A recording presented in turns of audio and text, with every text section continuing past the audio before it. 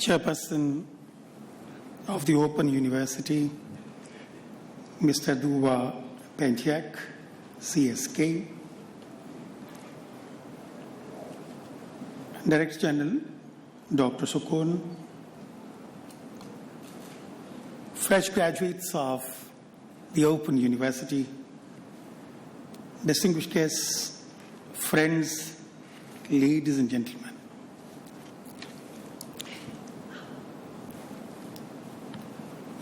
I'm not really chairperson used to making speeches or addresses, but I'm used to talking to people.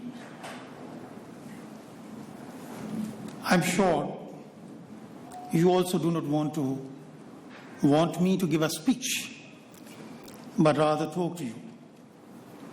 Because I'm sure you want to hear out some ideas which I have gathered here and there, not only about education, but how really education can change the world, can change society, what kind of challenges the education systems, the colleges and universities are going to face, and are we prepared for that? I will pick a few anecdotes related to my own career and try to weave them into what exactly I want to talk. In fact, I have, and I'm sure you too, must be thinking why we go to schools, why we go to colleges. I'm sure there was a time when there was no colleges and schools.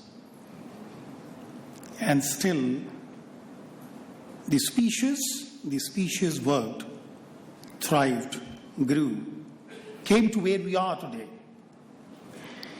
Why do we go to school? In fact, I wonder if you go back and talk to your grandparents and great-grandparents and ask them why they went to school, I'm sure the answer will be very different from if I ask this question to the younger generation just awaiting their degrees. Why we go to schools? There was a time when people went to school because they wanted to learn about the societal value systems. People thought there was a need to understand what are the values that should govern a society. Then a generation came, they thought there was so much of information they were not aware of. Can we go to school and probably gain that information? Then came a generation, it's all right, we have the information, but we don't understand it. They went to school for doing analysis of that information and convert that into knowledge. And then came the present generation. If I ask my kids, will you go to school for information?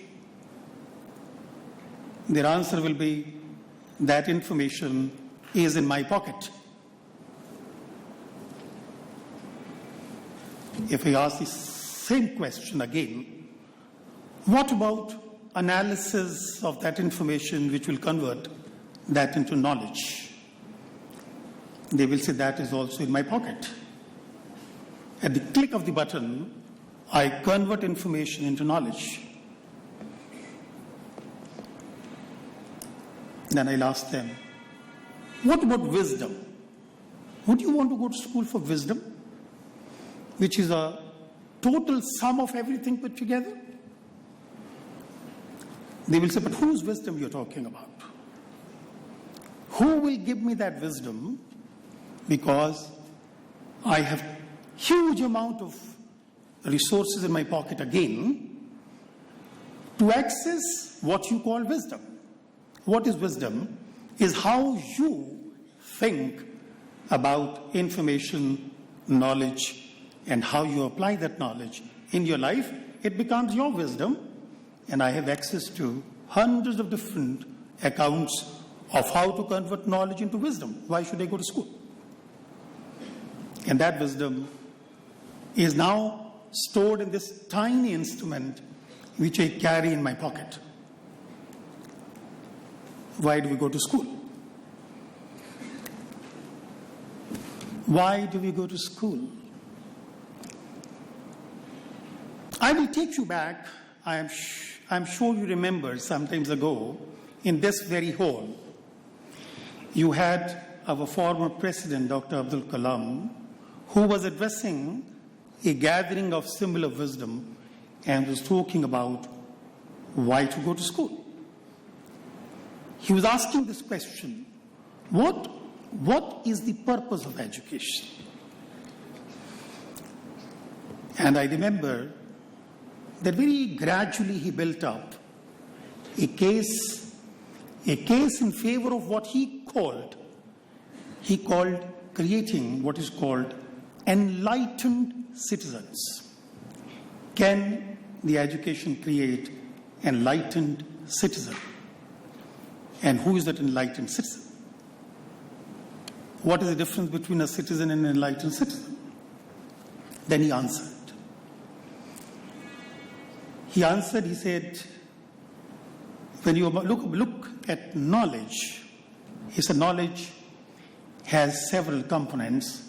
And when you break down knowledge into those components, you understand what really it means to create an enlightened citizen. He said, first is creativity. Are you creative? You don't have to go to school necessarily for becoming a creative person. Are you creative? I still remember a lecture by Professor C.N.R. Rao at the State House, where he referred to Michael Faraday, who didn't go to school. I'm sure you have heard about Michael Faraday, who did so many critical inventions now we are taking advantage of. He didn't go to school, but he was a creative person. So you have to be creative. If you are creative, then going to school can sharpen your creativity. Why? Because you come in touch with many more creative minds. You come in touch with many more creative people. And when a creative mind gets into dialogue with a creative mind, your creativity further sharpens. And that is what Dr. Kalam says. Go to school and make sure that you interact with creative minds and sharpen your creativity. Then he says the other component of knowledge is courage. Do you have the courage? Because if you don't have the courage, you will cease to be creative. Creativity is a function of courage. Can you go out of your sphere of comfort and explore things which others might say are dangerous, you might feel are dangerous, others might say are unknown, and you might feel it is uncharted territory? If you can't go out of the zone of your own comfort, you can't be creative. And to do that, you have to have courage. Do you have that courage? And finally, he says, all right, you have creativity, you have the courage. But are you sure you will be useful to the society? How would you become useful to the society? He said, for that, go back to the basics. The basic is, do you have righteousness at your heart? If you have righteousness at your heart, your creativity and courage can not only help you, but more importantly, can help the entire society at large. And that person is an enlightened citizen. So if the universities and the schools fail to create enlightened citizens, I'm sure they fail in their duty to teach, and the students fail in their duty to learn. I think these two things have to marry. Can we create enlightened citizens? World is changing. Why enlightenment is important? The world is changing, and it is changing beyond your control, and it is changing sometimes beyond your desire and wish. Especially post-technology era. Post-technology era, the world is changing much faster. If there was a change which took 10 years, maybe 20 years ago, that change will take 10 days today. So the speed of change is immense, and we would not be able to capture the speed of the change unless we have these qualities. In fact, just now, the director mentioned about open-mindedness. Are we open-minded? Do we have the courage? In fact, director mentioned that you have no option to fail. Sir, would you permit? I would want to tell you, don't be scared of failure. Failure is part of life. If you do not fail, it comes in the way of you becoming an enlightened citizen, because an enlightened citizen must know how to deal with failure. And if you don't fail, you would not know how to deal with failure. So failure at the end of the day is not really a very, very bad thing. You should not deliberately fail, but if you fail, don't mind. It's part of life. It's part of life. In fact, we have a saying, it's a couplet, it's in Urdu.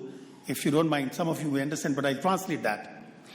It says, गिरते हैं शह सवार मैदान जंग में, वो तिफ क्या गिरेंगे जो घुटनों के बल चलते. I don't know whether some of you understood this or not.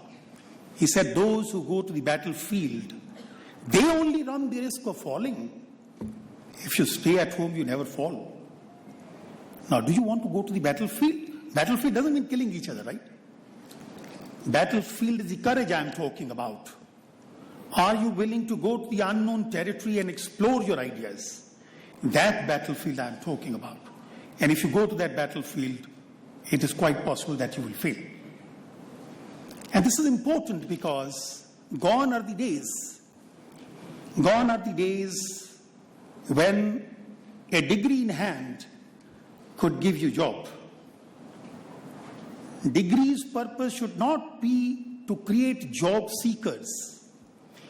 A degree's purpose today would be to create those who create jobs. It should not be a crowd of job seekers, but it should be a crowd of job creators. And that should be your aim. Then only you will be able to serve the society at large. Because when you build capabilities, if you use the capability only for self-service, and when you use the capability not for self-service, but for the service of the society, that is the difference between an ordinary citizen and an enlightened citizen. Another thing is that you will have to reinvent yourself all your life. The job doesn't end here. In fact, while my description was given, it was mentioned, I'm a career diplomat. In 21st century, there will be no career diplomats, or there will be no career engineers, or there will be no career professors, or career, whatever you may call it. And that lesson I learned, because this is what I thought when I got my degree. I thought, oh my God, my career is made. That's it. A degree in hand is a career in hand. We were lucky that a degree in hand meant a career in hand. But the times to come, it would not automatically mean a career in hand. And also, I personally feel if my generation lived through one career per life, your generation will have to go through at least 3 to 4 careers per life. And that lesson I learned when I went for my daughter's graduation, as I'm standing here today. When somebody speaking in my place there was a wiser person than I am, and he told the students, he said, gone are the days when a degree could serve all your life. He said, giving his own example, he said, in my life, I required a degree for maybe a career of 20-25 years. But you people, I'm sure all of you, will live more than 100 years, much beyond, which means you will have to have a career for almost 80 to 90 years. Do you want to be the same 90 years? You cannot. Because the fast-changing society and technology will not allow you to have the same career all your life. You will have to reinvent yourself. Otherwise, you will be outdated. So be prepared while you have the degree in hand that you stay in touch with knowledge all your life. Otherwise, you will lose creativity, you will lose courage, and you will cease to be what is called an enlightened citizen. And I am very sure you, all of you, will prove to be enlightened citizens, not ordinary. And that's my confidence. And with this confidence, I thank you very much.